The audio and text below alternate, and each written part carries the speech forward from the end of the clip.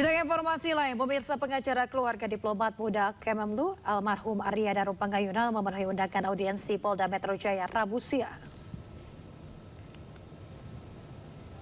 Pengacara keluarga Nicole Aprilindo mewakili keluarga Arya Daru Pangayunan untuk memenuhi undangan audiensi Polda Metro Jaya. Nicole tersebut bahwa menyebut kehadirannya untuk mewakili istri dan juga orang tua Arya yang berhalangan untuk hadir. Polisi juga memastikan bahwa pertemuan itu ditujukan kepada keluarga inti. Dan sebelumnya kasus kematian diplomat muda Arya Daru Pangayunan sempat heboh pada Juli 2025. Polisi tidak menemukan unsur pidana dalam kematian Arya yang jenazahnya ditemukan di kamar kosannya di kawasan Menteng, Jakarta Pusat.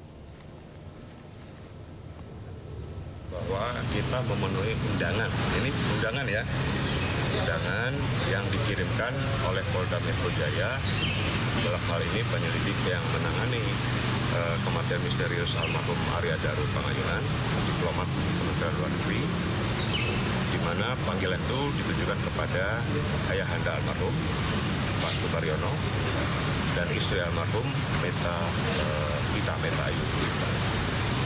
Namun karena Pak Subaryono berhalangan karena kondisi kesehatannya dan istrinya juga sangat parah, mengalami kesakitan yang cukup akut, dan kemudian istri daripada almarhum juga belum stabil dan saat ini mengalami kondisi. Pemirsa, petugas Komisi Pemberantasan Korupsi membawa 2 koper berisi berkas usai menggeledah kantor PT Widya Satria di Surabaya pada Rabu malam. Pemirsa, setelah 9 jam melakukan penggeledahan, petugas KPK keluar dari kantor PT Widya Satria yang merupakan kontraktor Monumen Reog Ponorogo. 2 koper yang dibawa dari dalam kantor langsung dimasukkan ke dalam SUV warna hitam. Penggeledahan dalam pengawalan ketat anggota kepolisian Polrestabes Surabaya. Erlangga Satriagung, pemilik saham PT Widya Satria, mengaku KPK membawa berkas-berkas proyek dan juga handphone milik direksi.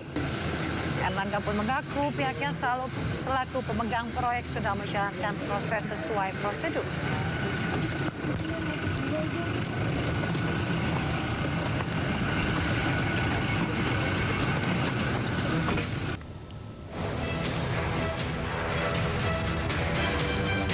Pengadilan Tindak Pidana Korupsi Jakarta Pusat Selasa siang kembali menggelar sidang lanjutan perkara dugaan korupsi tata kelola minyak mentah dan produk kilang Pertamina. Beneficial owner PT Navigator Khatulistiwa Muhammad Keri Adrianto hadir sebagai terdakwa. Pada sidang kali ini, jaksa penuntut umum menghadirkan 3 orang sebagai saksi. Salah satunya Direktur PT Petro Energi Nusantara Indra Putra.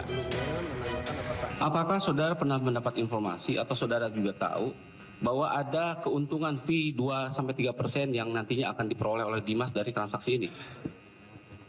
Tidak. Sementara itu, Keri kembali menekankan penyewaan terminal BBM merupakan hasil usahanya sendiri tanpa ada kaitan dengan ayahnya, Riza Halid. Kegiatan saya ini hanya sewa-menyewa terminal BBM antara saya dengan Pertamina. Usaha ini adalah usaha saya sendiri dan tidak ada keterlibatan. Keri juga sempat menitipkan 4 lembar surat kepada kuasa hukumnya Patra MZ soal keluh kesahnya yang ditulisnya di dalam penjara.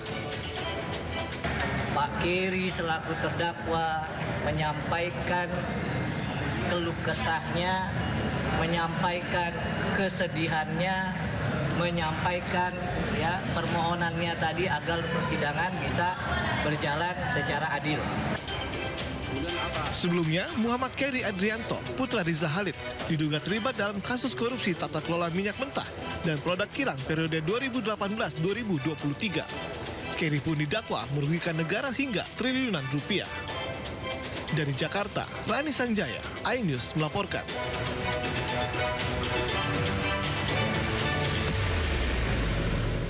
Komisi 8 DPR RI menggelar rapat membahas haji bersama dengan Kementerian Haji dan Umroh. busuk itu harus. Dalam rapat yang digelar pada Selasa siang, Kementerian Haji dan Umroh membeberkan rincian biaya haji reguler untuk tahun 2026. Anggota DPR RI pun mempertanyakan detail hotel hingga pesawat yang akan digunakan. Tujuannya untuk memastikan fasilitas yang disediakan sesuai dengan kebutuhan jemaah haji. FGD tanggal 25 kita rakerkan di sini ya. Oke.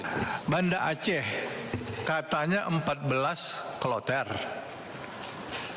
Dibagi di 5.454 dibagi 14 itu ketemunya 389. Pesawat apa itu?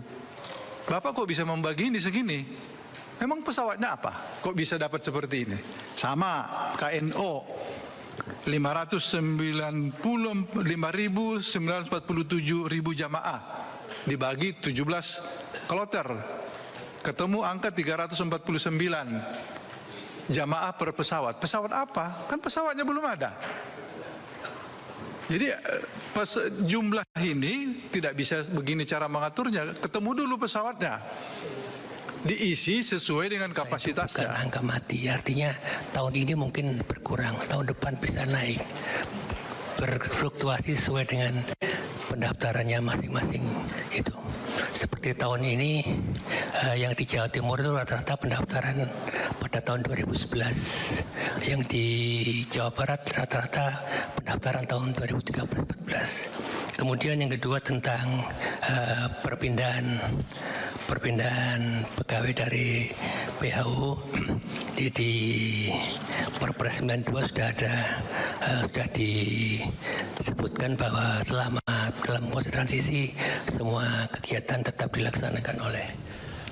Informasi lainnya pemirsa, sebuah bandara di Morowali, Sulawesi Tengah beroperasi tanpa melibatkan otoritas negara. Ya, Menteri Pertahanan Syafri Samsudin segera mengevaluasinya agar tidak menjadi ancaman kedaulatan negara.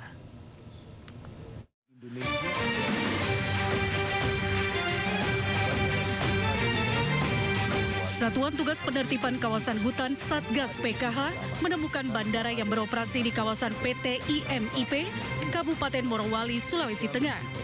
PKH dalam Instagramnya mengungkapkan bandara ini beroperasi tanpa ada otoritas negara seperti bea cukai hingga imigrasi. Seluruh kru yang berada di bandara PT IMIP bukan merupakan otoritas negara. Meski bandara ini dibangun dari dana sendiri, Satgas PKH menekankan negara memiliki aturan yang harus ditaati. Karena dikhawatirkan akan bebas keluar masuk negara tanpa adanya pengawasan ketat.